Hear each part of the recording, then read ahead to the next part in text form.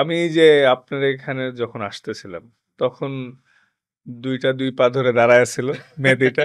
পাপা কই যাও, পাপা আমার জন্য মেকআপ নিয়ে আসবা, ললিপপ যাইতে দিব না, এই না আমিও যাব। তো এই জিনিসগুলা না আসলে প্রাইসলেস।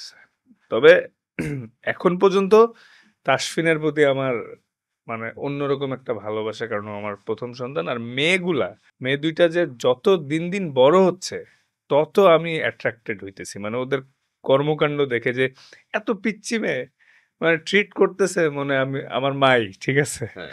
তো এত পিচ্চি মেয়ে মার্শাল্লাহ, তাইবা এত, আর তাবিহা, মানে এবং আমার ছোট মেয়েটাকে তো দেখলে মনে হয় যে আমার মায়ের পুরা কপি ক্যাট হয়েছে, একদম আমার আম্মার ছোট একটা ভার্সন।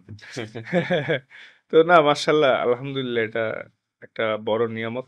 আমি যখন খেলাধুলা নিয়ে বিজি থাকি, এর মাঝখানে যখন শুনি কোনো কারণে যে ওরা একটু সিক বা প্রবলেম হয়েছে, এটা খুব খারাপ লাগে। এটাই পার্ট অফ লাইফ, কারণ দেশের জন্য খেলতে হয়। অনেস্টলি লাস্ট 1.5-2 বছর আমি ট্রাই করি সামটাইমস ফ্যামিলি ক্যারি করার, যদি অপশন থাকে। আগের থেকে হোম সিকনেসটা বাড়ছে আমার। আচ্ছা, আচ্ছা।